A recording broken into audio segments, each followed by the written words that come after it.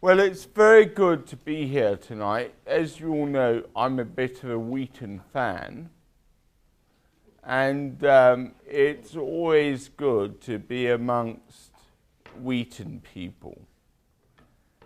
It's also really good that I now have a Wheaton man as my main assistant in Baghdad, Paul White, who's somewhere around. Is he parking the car? Yeah. So that's really good having him. We've always had Wheaton people on internships, but the college had decided it was a bit too dangerous to send interns to me. And the other problem was all the interns who came married members of my staff. So they kind of had other priorities when they were there to do with love. Well, can I say a prayer? In Arabic, we always begin every session with the words Allahumma ana.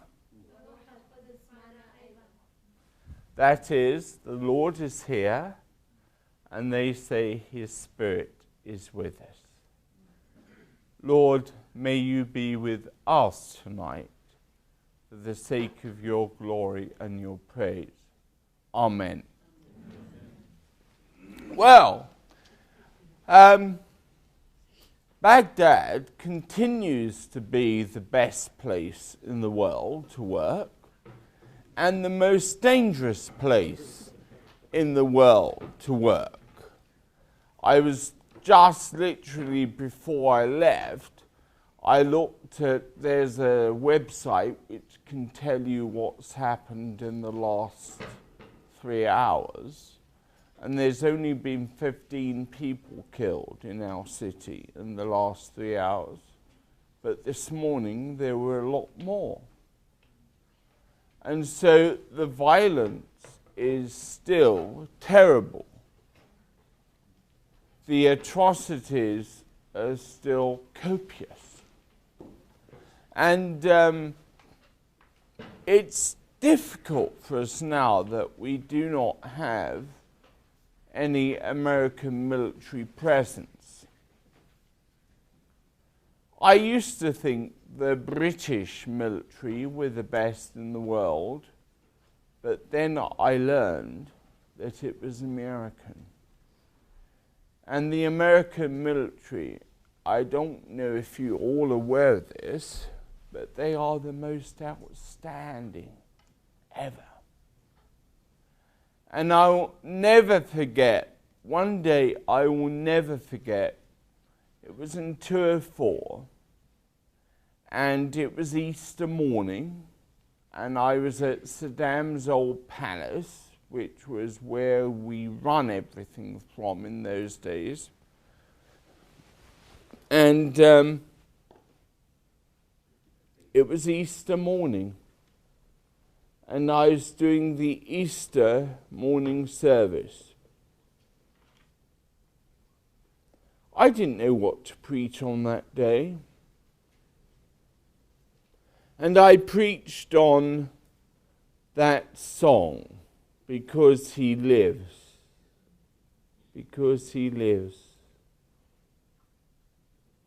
And somehow in my sermon that morning, I mentioned Wheaton, as I often do. But suddenly 8 soldiers came up to me and said, "We're Wheaton people." 8 of them.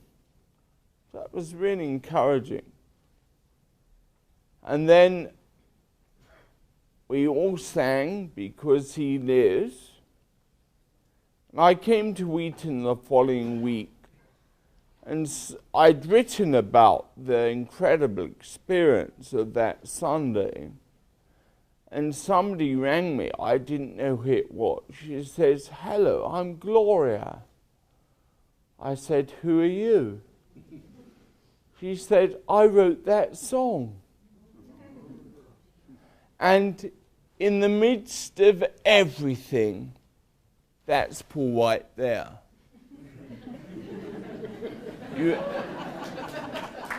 You probably don't recognize him, but when I first saw him, he looked like a lion. And I thought, maybe the Lord wants to send me a lion. So he did. I just told him, first thing you want to do is cut your hair and get rid of that beard. And he did. But I say that jokingly, but it's really important because it's like having Wheaton there with us. We have this incredible church. And as you walk into the church isn't big enough. Can't fit everybody in because we've got the biggest church in Iraq, 5,500 people. We've had 1,000 killed since 2003. But hanging up behind the altar is Dr. Geezer's wife's banner, which says Prince of Peace. And on the back it's signed by all the Wheaton students who were around at that time. So we never forget Marge. I've told her story so many times. They will soon start saying, "Oh, that's boring.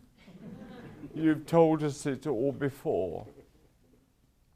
But there we are with this incredible church, but it's actually the additional things to church which have transformed the nature of our ministry.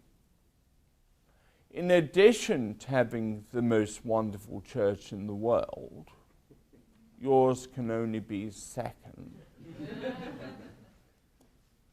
We have a huge clinic. Our clinic now has dentists, doctors, hematology, X-ray unit, laboratory, free pharmacy, and what has been classed as the top stem cell therapy unit in the world. Because all of our stem cell therapy is only done from the patient's own blood. There's nothing unethical in it. We take it from the patient, we give it back to the patient.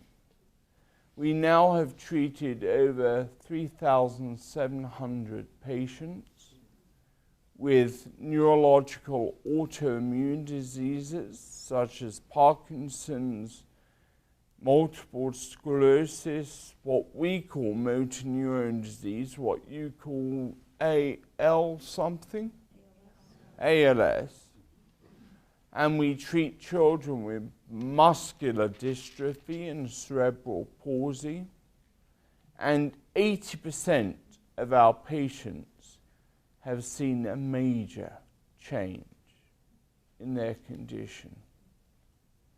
And meanwhile, in America and England, they do research and research. We just do it, and do it. And the fact is, it works. If it didn't work, we wouldn't do it. And it seems quite incredible that we have patients coming to us for treatment from America and Britain because they can't get the treatment there. So that's in our church. We also have now a school, really good school. The average size of a class in Iraq is 100. The average size of our class is 12. Because I said that it had to be the same as the best prep school in England, and you'd never had more than 12 children in a class. So we have 12 children in the class. So we've got all of these things. We now have a very fine guest house and a good meeting room. Everything in Iraq is terrible. The hotels are awful. The meeting places are terrible. The hospitals are more than terrible. And everything we have is wonderful. Of our patients, 95% of them are not Christian. They are mainly Muslim, some Mandaean, some Yazidi, but mainly Shia and Sunni. And by having these facilities, we have been able to show them the love of Jesus. It's not just about talking when you're in our kind of context. You could present the most wonderful apologetics to these people about why Jesus is the way, but it will not have the influence of showing them the love of Jesus, of practically showing them something real. This is what transforms people. And so a major part of our work is the reconciliation work with the various religious leaders. One of the things I do is head up the High Council of Religious Leaders in Iraq. And now we have formed a Peacemaker in Action group made up of Christian and Islamic leaders. And we regularly have to deal with big issues, like so many of our people have been killed. We've got to deal with that. When I say our people have been killed, I'm not just talking about Christians. I'm talking about the wrong type of Muslim as well. 80% of the violence in Iraq today is carried out by Sunni Muslims. And so they target the majority, who are Shia. I told you how many of our people have been killed, but the Shia have had far more killed than the Christians.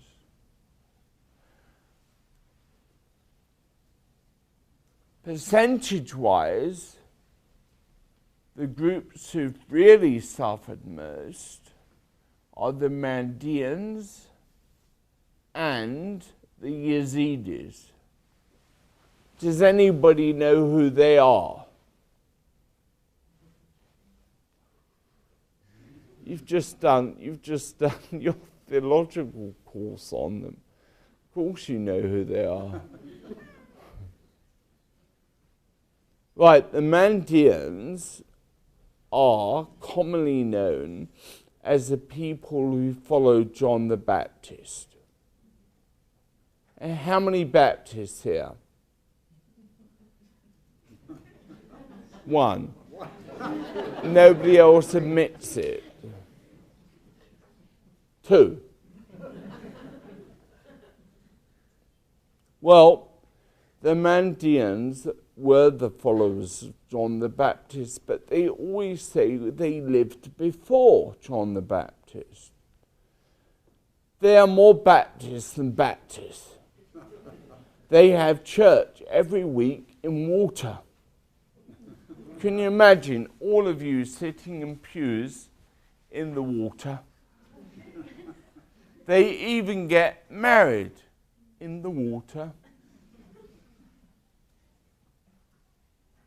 One Wednesday afternoon, I was driving back from Babylon, as you do on a Wednesday.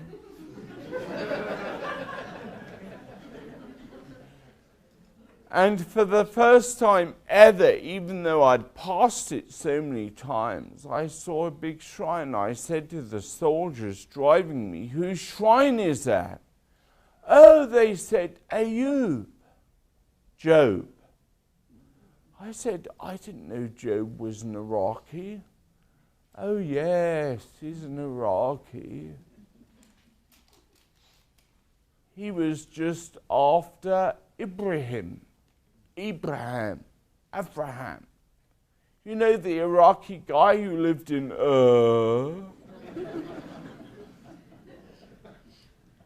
and went to Israel and then Egypt. So I went in to see Job's shrine, and I thought I need to read the book of Job again and see what the link really is, if there's any evidence of the link with Iraq. So I sat down, started reading the book of Job, and in chapter 1, I read that those who killed Job's staff and family were the Mandeans and the Sabeans. So I learnt 2 things that day. I learnt that the Mandeans and Sabeans did indeed exist before John the Baptist. And I learnt Job was in Iraq. But then it continued to say that the last people who got Job's people were the Chaldeans. You know who the Chaldeans are? Be careful. You've got one sitting next to you. She's a Chaldean. They are the biggest Christian group in Iraq. But this was before they were Christians, when they were still bad. They became good later. But the really bad people were the Assyrians. She's an Assyrian. And the Assyrians were the people who were helping Nebuchadnezzar get all the Jewish exiles in to Babylon. They went to Jerusalem, they captured the Jews, and they took them to Babylon. But God had mercy on the Assyrians. I don't know why, because they were worse than Al-Qaeda. They were really bad. But one day, God decided to send a really miserable evangelist to them. He sent him by submarine to Nineveh, called Jonah. 700 years after Jonah went there, another miserable man turned up in Nineveh? Who knows who it was? Can I have some of this water? That's yours. Oh, thank you.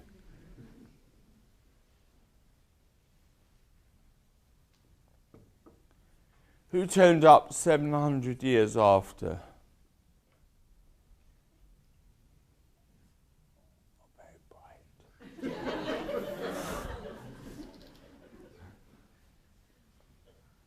Another miserable person, doubting Thomas.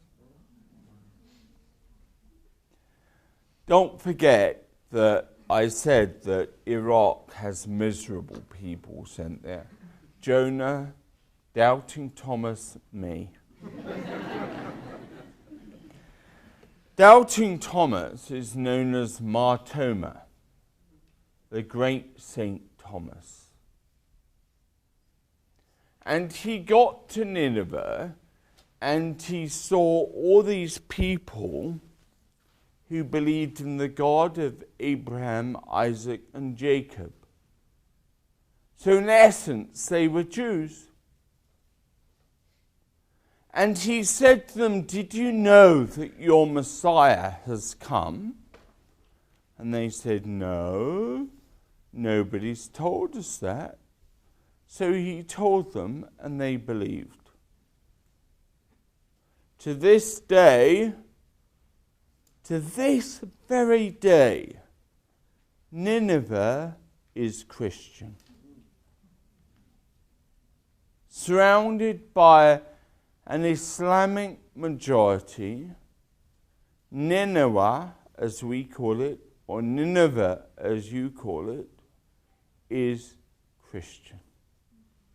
That is amazing, isn't it? I think that is incredibly amazing. In my church, which is in Baghdad, which is a long way south from Nineveh,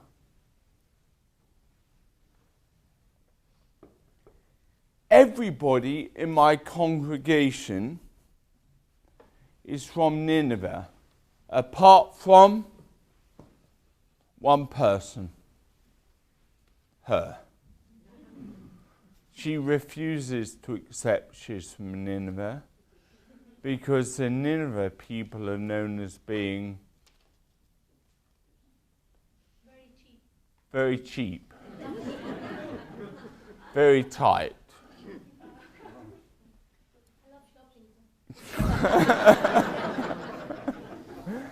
So Lena is not from Nineveh. She's the only one. Her family are, but she isn't. It's amazing how that could happen. So we have a real presence of Christians.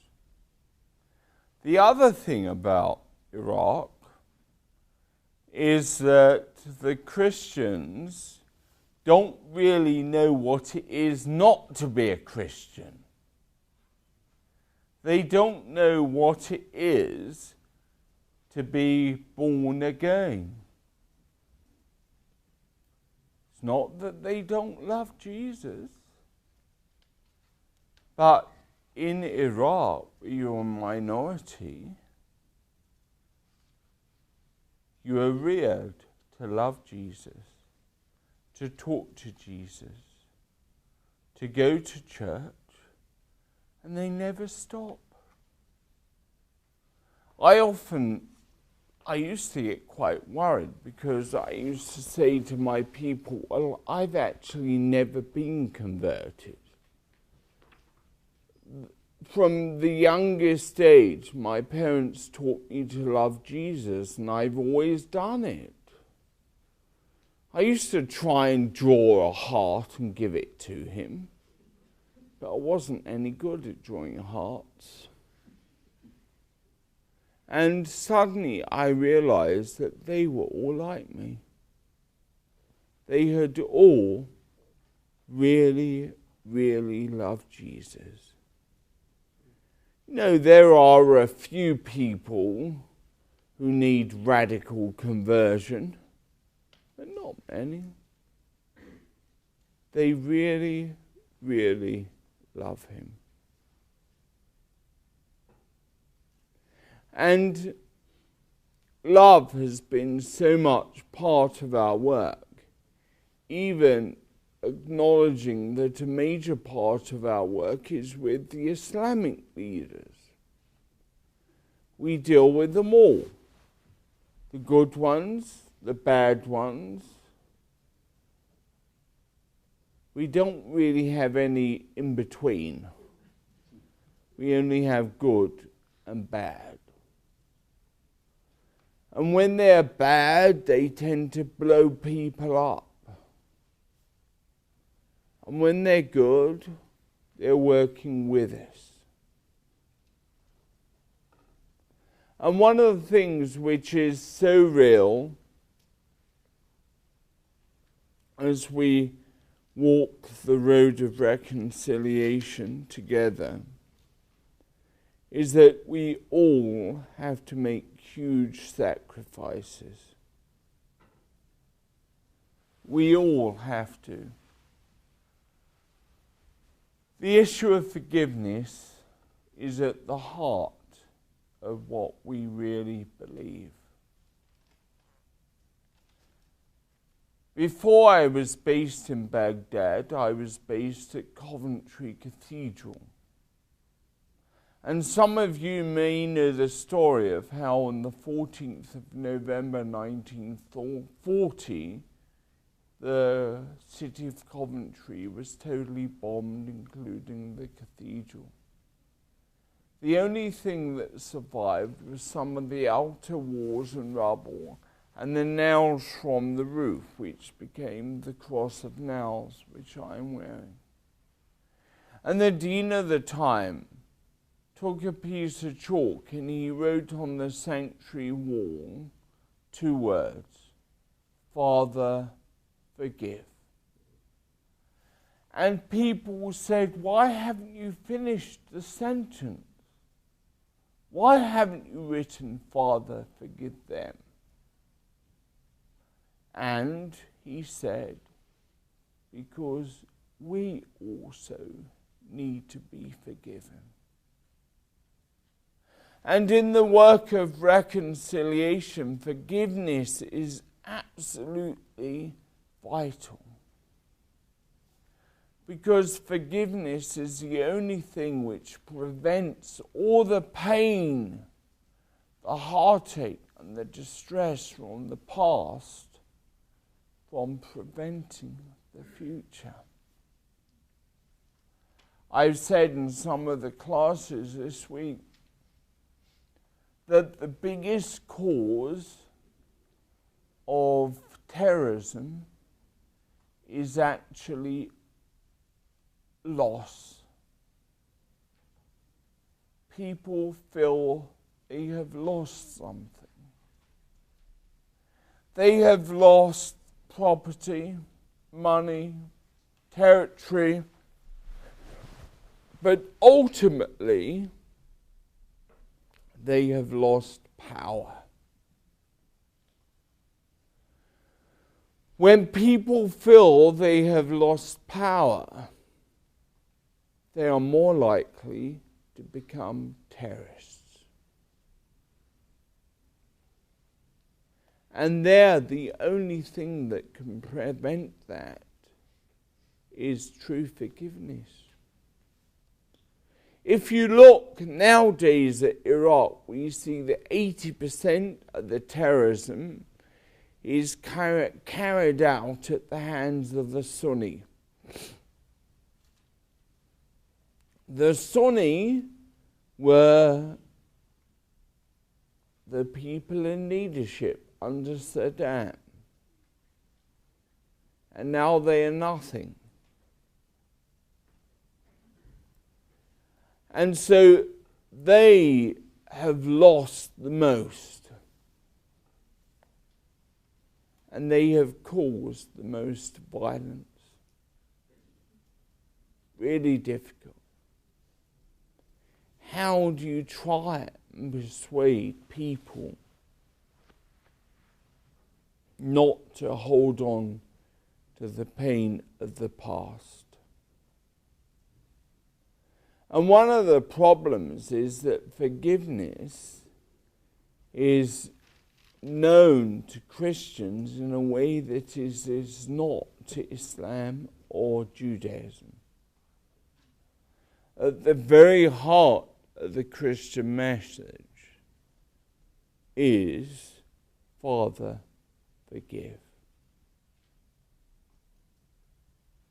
And that, in essence, is the backbone of so much of what we do. And we get these people together, these various Sunni and Shia religious leaders, and we get them listening to each other's story. But then we try to get them to work for something which is definite. They have to work at finding a resolution to some of the anguish and destruction that is going on. Most recently,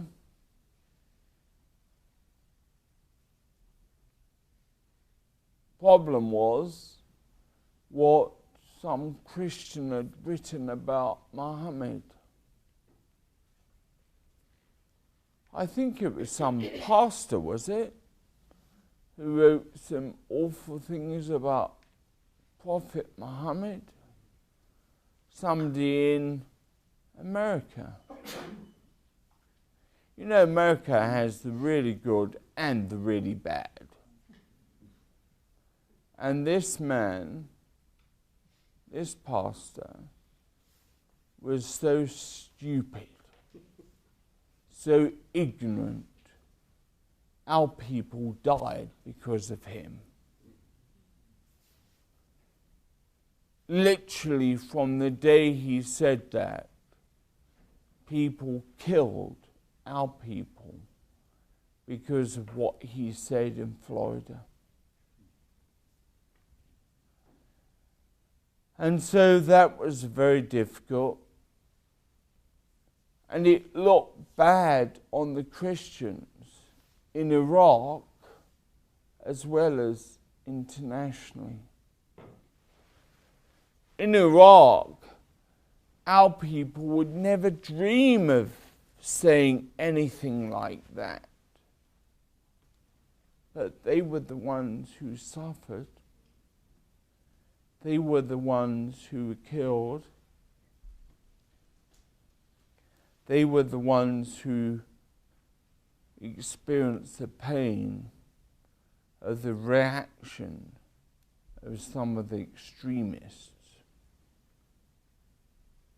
Right, you can say people shouldn't react like that. Of course they shouldn't react like that. But they do. And you've got to think of the consequences of what happens because of your words in the safety of the West. Very different. And so we cannot say, we do not say anything negative about the Islamic leadership. We might not like all they do, but we pray that God will help us to like them. Because the ministry of Jesus was very much loving your enemy, and healing. And those two things, loving and healing, are vital to us in all that we do. Our health clinic and loving the bad people. That is what has transformed people. We have a congregation of 500 Muslim women. Why have they come to the church? because they are loved, because they are taken seriously, they are listened to, and they want to know about the love of Jesus. Most of them have not been converted. They haven't been baptized in the Christian faith. They're probably too scared to. One week I baptized 13 people. That very week, 11 of them were killed. So that is a reality of how dangerous it is. Most of the men who have come to me to be baptized, to become Christians and leave Islam, well, all of them I have baptized in the American Embassy. In our chapel service there, I'm also chaplain for the US Embassy. They come into our main service, but I have to tell them there's no way that you can tell anybody that you have converted, even your wife. Why, she will tell somebody, they will tell somebody else, and you will be killed. It's very difficult, but in reality, that's what will happen. Now, I have one major problem with the Christians. They don't believe, really, that anybody who was a Muslim can be a real Christian. They kind of say they do. So I said to them one day, would you allow your child to marry one of these people? And they said, oh no, never. And that was, to me, the key sign that they didn't really trust them. They didn't really see them changed as Jesus saw them changed. And that is really sad.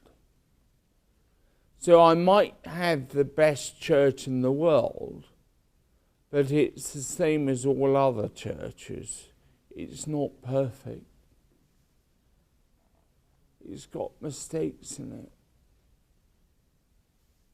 And it's really painful to see that form of mistake.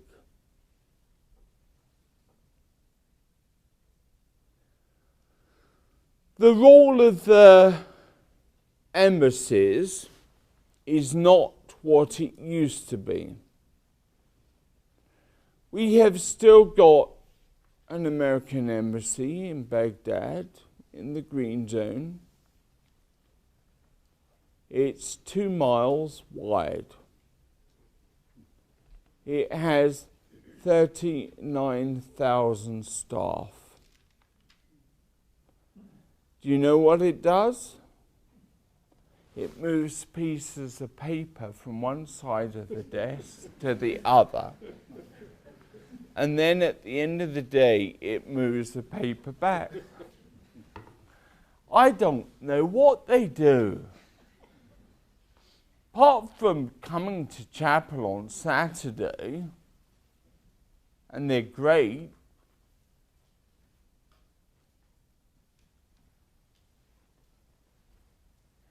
the political department, they're good. They mean well. They're run by somebody called David Fabrici, who's a Wheaton man. Do you remember him? Of course. Really? Oh, wow. I had him 5 classes. He was a major of ours. David, wonderful guy. And now we've got him. I didn't even know that. And he's great. And we love him. And he is running chapel when I'm not there. So when I'm not there, he's in charge. That's rather good. It's amazing how small the world is.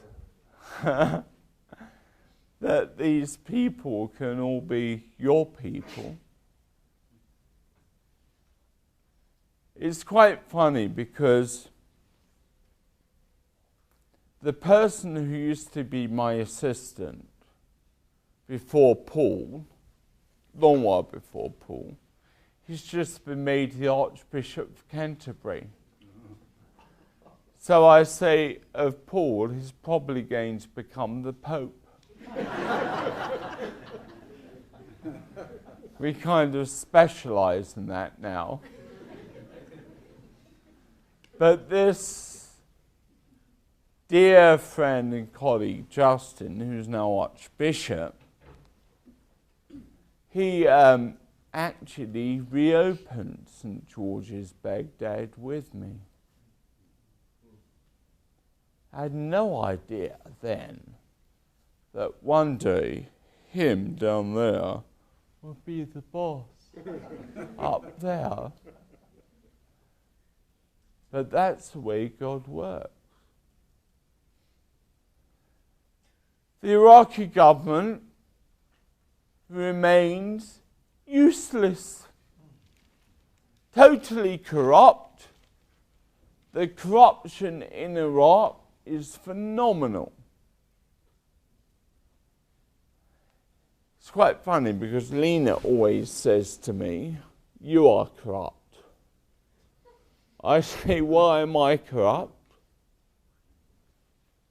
Tell us why I'm corrupt." Because you've got the security all the time and the electricity, which we have only 4 hours a day. You've got 24 hours a day. Sometimes 45. So the fact that I have got all the Iraqi army looking after me and electricity, she thinks I'm corrupt. It might be true of certain people, but not me, honestly. Any questions? What interest does the Army have, other than the government, in keeping you safe, keeping you protected? Because of the work you're doing in reconciliation? Yeah.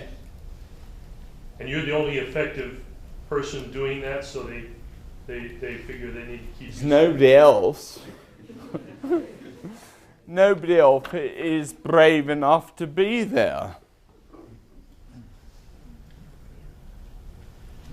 How do you feel going from having the U.S. military protect you to having the Iraqi military protect you? Do you feel as safe, or what are your sentiments on that? Well, the reality is that we're probably safer because the US military were a target. The Iraqi army are not such a target. If you look at where people have been killed and blown up, you see that they are a target. People are still trying to destroy the army if it's Iraqi.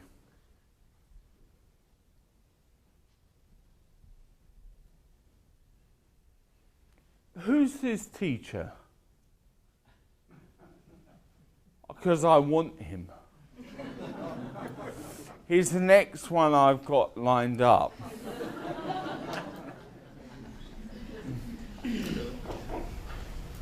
have a question.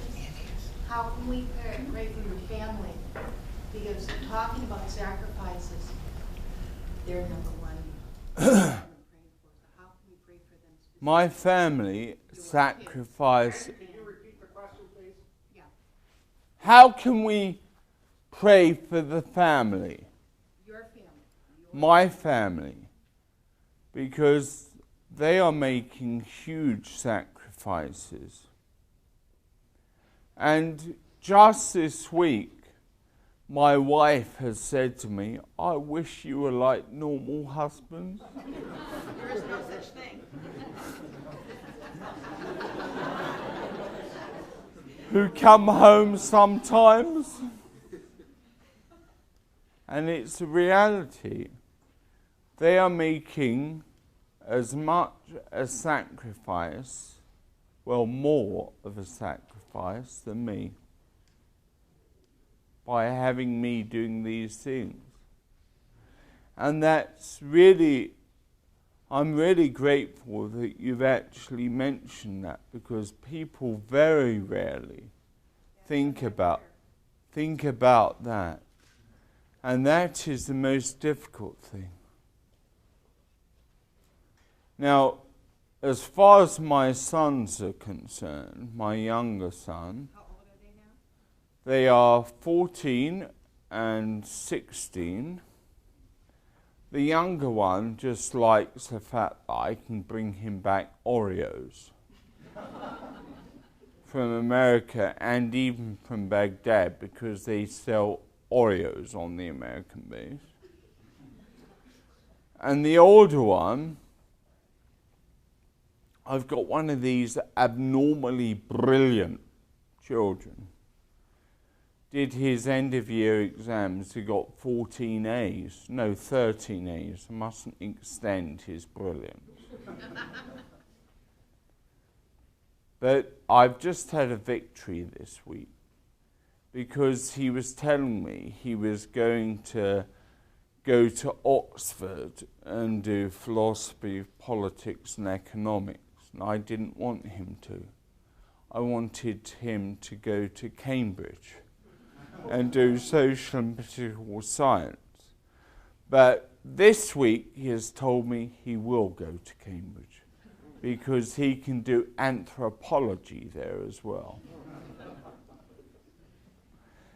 He wanted to do PPE, because philosophy, politics and economics, because most of the prime ministers in England have done PPE. And he wanted to be the prime minister. He used to, not so much now. I said to him once, why do you want to be the prime minister? He said, we've never had a good one in our family. I said, Josiah, remember it's your mother's side who had prime ministers, not me.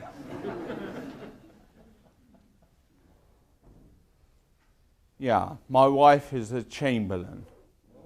So Neville Chamberlain was her grandfather. Great-grandfather. Next question. He's first, and then you. All night long I've been thinking about what you said, 13 baptisms and 11 deaths. Yeah. And I don't think I understand Christianity living in America when people who decide to be Christians in Iraq are facing that.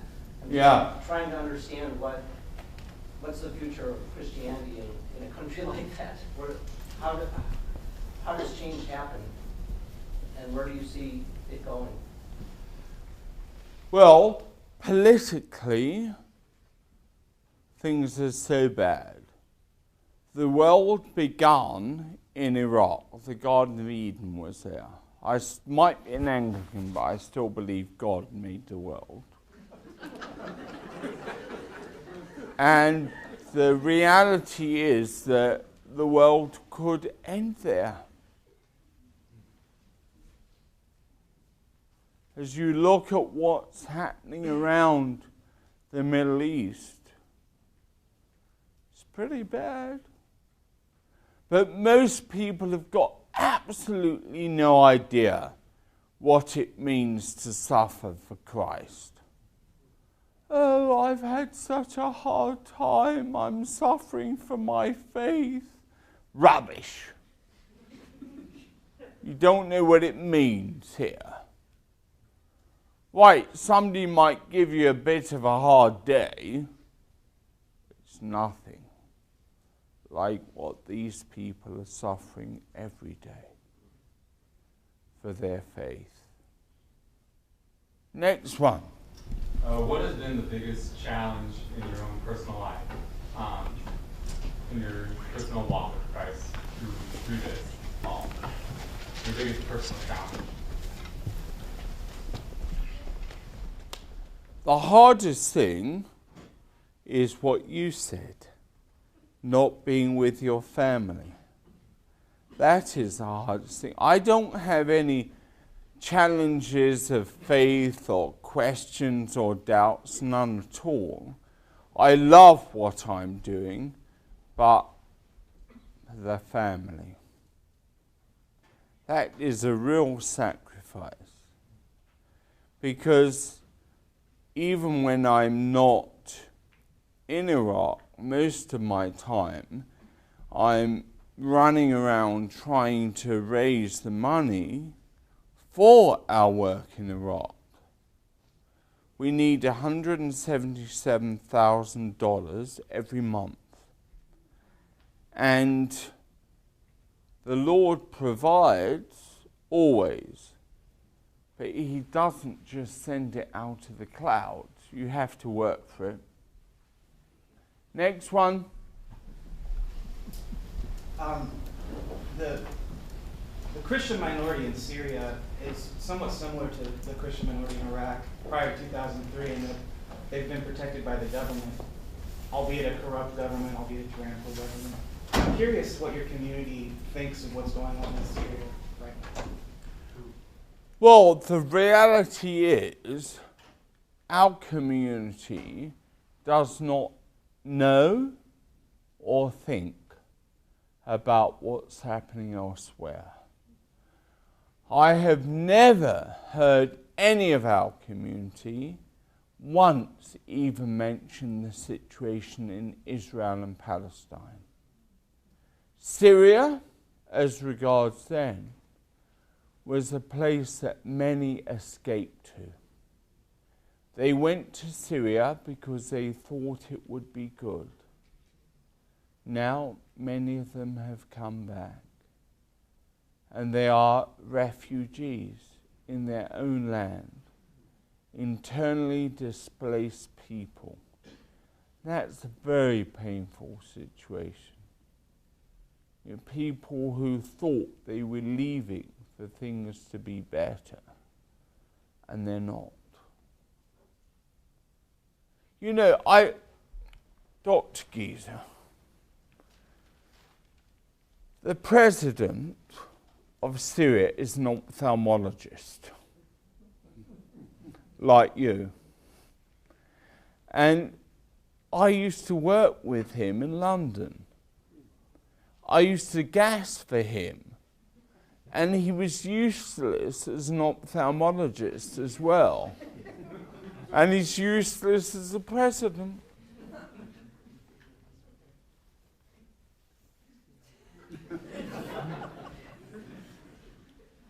Who's next? You mentioned that when you're baptizing somebody coming out of the Muslim faith, you tell them, not to tell anyone about that. So what does a life of faith look like for that person? Life of faith for them is every day they love Jesus. Every day they study His Word. And at weekends they secretly come out to worship. And often they worship with us in the American Embassy, because it's safer there than in church, Iraqi church. It's very difficult. And they are making real sacrifices for their faith. You know, one person came to me and said, "Can you baptize my daughter? She's only little. I want her to be a Christian." I said, "No, I can't. She has got to decide when she's older. You can't just bring her in. Baptism isn't magic. She needs to respond. Next one. How are you as a British Christian accepted by the Muslim rulers? You mentioned going to interfaith discussions about peace and reconciliation. How are you viewed in those sort of situations? I hate the word interfaith. It reminds me of some woolly Western liberals eating their smoked salmon bagels with their afternoon tea. You know, our interreligious work tends to be about life and death issues, and they accept me very well because I have quite a good reputation in Iraq, apart from by the really bad people. But even they can win them round. I know it sounds really strange, but as Lena will tell you, vital to our work is Abu Afif. This is the #1 chocolate shop in Baghdad. So you have to buy them chocolates. And you take them boxes of chocolates. And it's a very simple way of showing that you love them and respect them.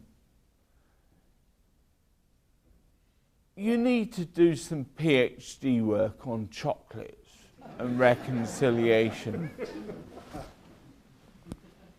I think maybe I should write a book about chocolates and peacemaking. Next one. How helpful or harmful has the U.S. involvement in Iraq been? Both. How so? Was really good at the beginning because Saddam had to be removed. It wasn't so good afterwards because some of the people who came in didn't know how to really run things. You know, I can remember sitting down with one of the ambassadors and having a long conversation about the separation of church from state.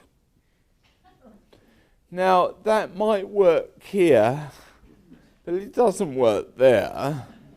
Religion and politics cannot be separated. And they didn't really understand that. He wasn't a Wheaton man.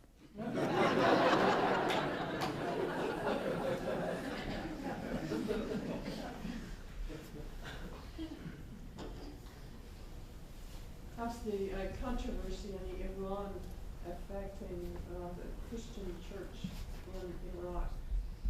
Well, the controversy of Iran isn't affecting the church at all, but it affects the nation. Do you know why? Because you lot went in and liberated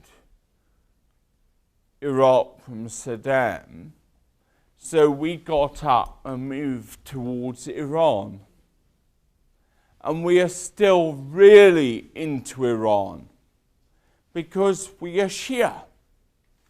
And there are only 2 Shia countries in the world, Iraq and Iran. And the reality is that, once again, religion is a key player. They are Shia, we are Shia. We have Najaf, they have Qum. So the two are very closely linked.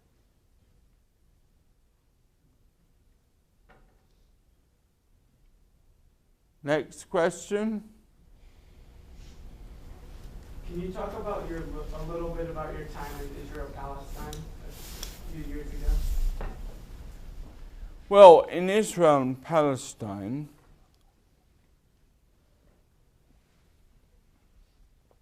that was a major aspect of my work for many years.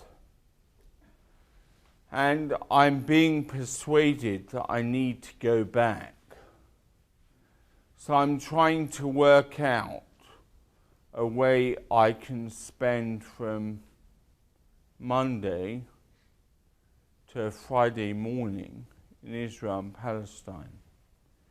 And in many ways it was very similar, working with Islamic, Christian and Jewish leaders. But there, we have no peace process at the moment.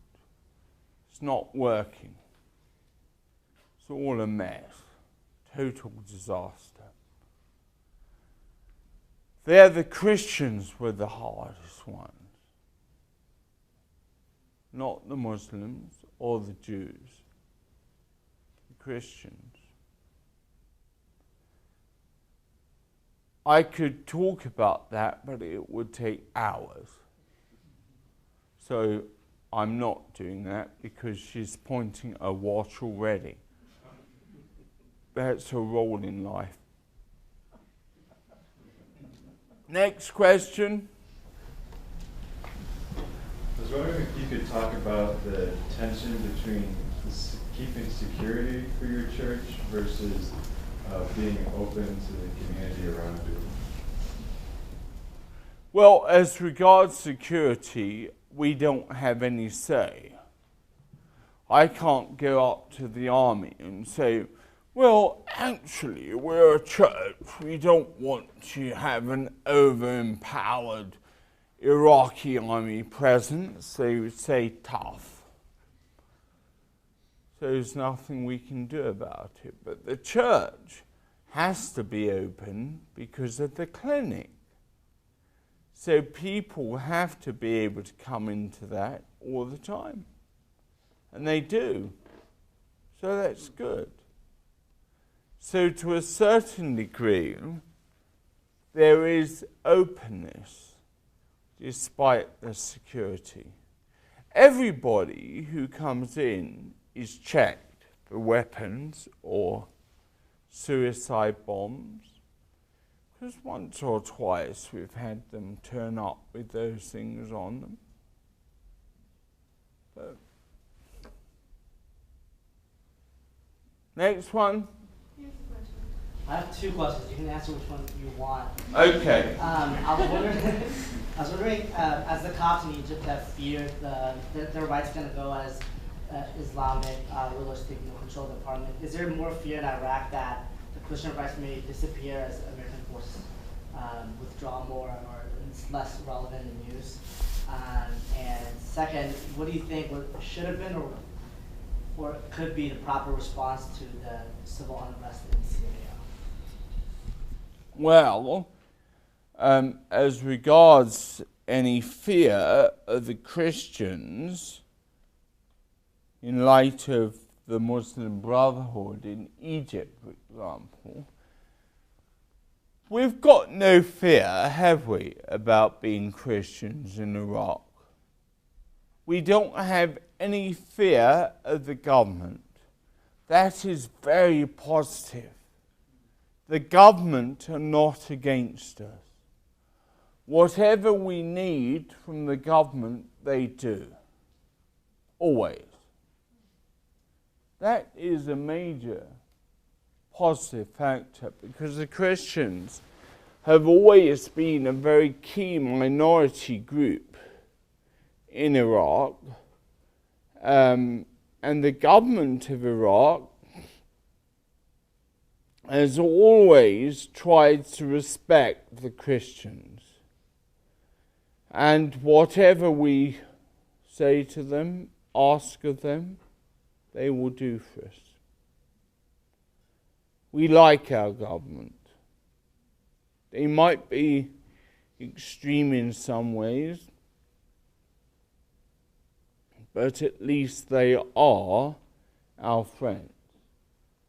The other question about Syria, well, as I said to you earlier, we don't really know about what's happening, apart from all these Iraqis who fled to Syria are coming back. Do you have any best response to what the international community should do with the UN or Russia or US or China? What their proper response should be to that? Well, look, first of all, I think the UN are a total and utter waste of time. I don't like the UN at all. The UN have never done anything for us in Iraq. They have posh officers, they have staff, and they do nothing. Unlike the American embassy, which may be huge, and they may spend time moving paper from one side of their desk to the other, but they are still with us. And if we have a problem, we know they will be with us. It's quite funny because you would all think the ambassador is the most important person in the embassy. He's not. The most important person is the RSO, the Regional Security Officer. He's in charge of security for the whole of Iraq. The ambassador can only come and see us if the RSO lets him. The RSO comes to see us because he's our friend. He's a very committed Christian, a Seventh-day Adventist, and because of church on Sunday and Friday, we have to do chapel on Saturday. So he likes me. So it's really good. So we can do most things with our RSO.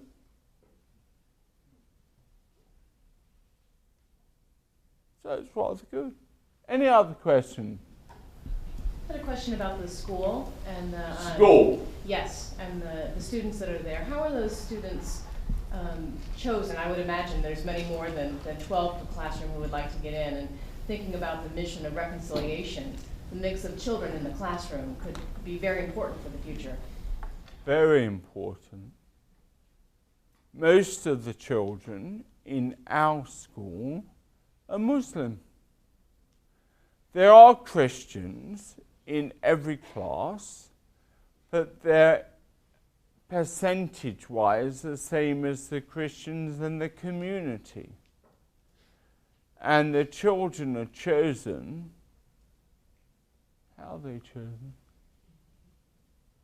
This is the only service we provide where there is some payment involved. But a lot of the people who cannot afford to pay just come and see me and I pay.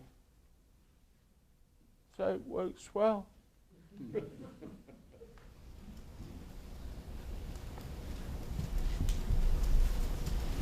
What have you seen is the biggest stumbling block for Muslims to come to Christ in Iraq?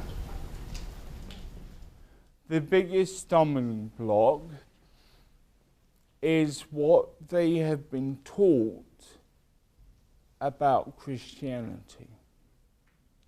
That we have three gods, that we don't really care about God being one. That is why every time we even say the grace in any Iraqi church, Bismillah, Ibn Waraq al-Qudus Alillah al-Wahid, Amin. God is one. Our God is one. That's very key. And if people realize that we believe in God who is one, and we love them, they will overcome the stumbling block. Right, I'm going to stop now. Andrew?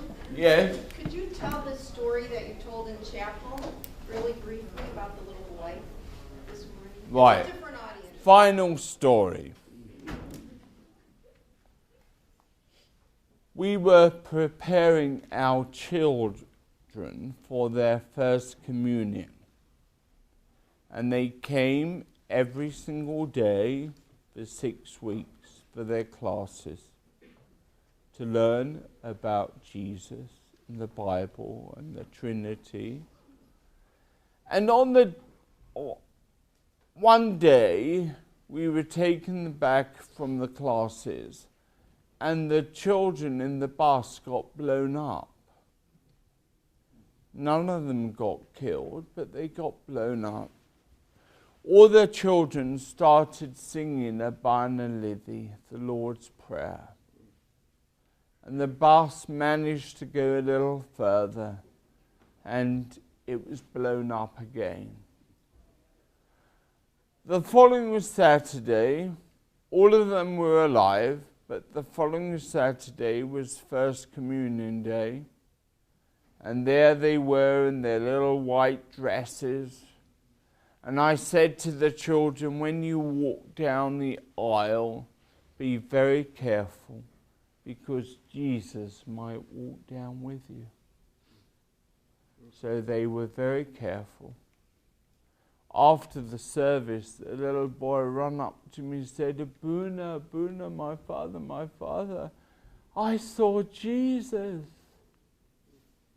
I said, how do you know it was Jesus? Ah, he said, he was on the bus with me when we got blown up.